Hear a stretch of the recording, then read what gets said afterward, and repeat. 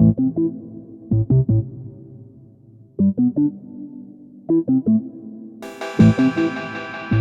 vin n'est pas seulement une boisson alcoolisée, le vin nous fait voyager. Et aujourd'hui, on part au soleil.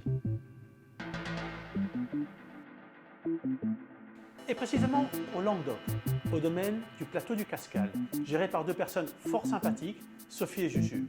Juste ici, entre Carcassonne et Limoux. Le chardonnay est sans doute le cépage le plus reconnu au monde. À la base, ce n'est pas un raisin qui va avoir des goûts ou des notes particulièrement marquées. Et il va surtout prendre ses arômes et ses saveurs, soit du terroir, soit de la façon dont on l'a travaillé. Est-ce qu'on l'a mis en barrique, est-ce qu'on l'a mis en inox?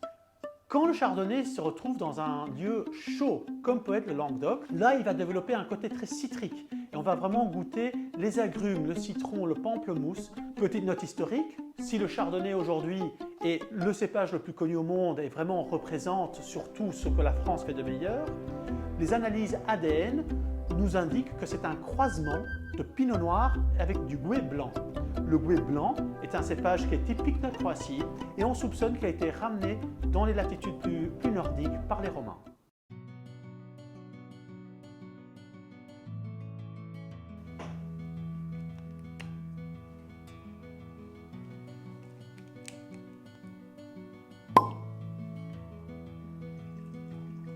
Donc regardons déjà la couleur, des petits reflets verdâtres, ce qui est assez typique du chardonnay. Qu'est-ce que vous sentez au nez? Donc moi personnellement je sens plutôt des arômes, des saveurs, je sais pas trop comment on dit, de goudron, pétrole et un peu de fumée de mon côté. Ouais, je suis d'accord. Et effectivement, il y a un côté hydrocarbure, on va retrouver des notes vertes et effectivement un côté un tout petit peu fumé. Et maintenant, qu'est-ce que vous sentez en bouche? Le fumé est plus fort qu'à l'odorat. Je trouve Oui. que c'est la première chose qui vient, enfin que je sens en tout cas. Et moi je ressens bien l'acidité du vin qui est directement présent. Effectivement, le chardonnay dans les climats chauds va donner une longue acidité. Et vous remarquerez, on salive bien en arrière-bouche, donc on a envie de continuer à le boire. On note aussi qu'on est vraiment sur des notes d'agrumes, plutôt du pamplemousse rose que du citron ou du citron vert.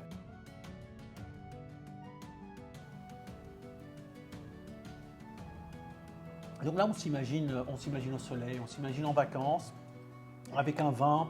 On commence à l'apéro tranquillement, avec des petites mises en bouche légères, des fromages très frais, des plats asiatiques par exemple, des choses avec la citronnelle, avec un tout petit peu de poivre, et puis peut-être un poisson qui est fait au four, un poisson blanc, quelque chose de léger, pas de sauce, pas quelque chose de trop fort ou de trop gras.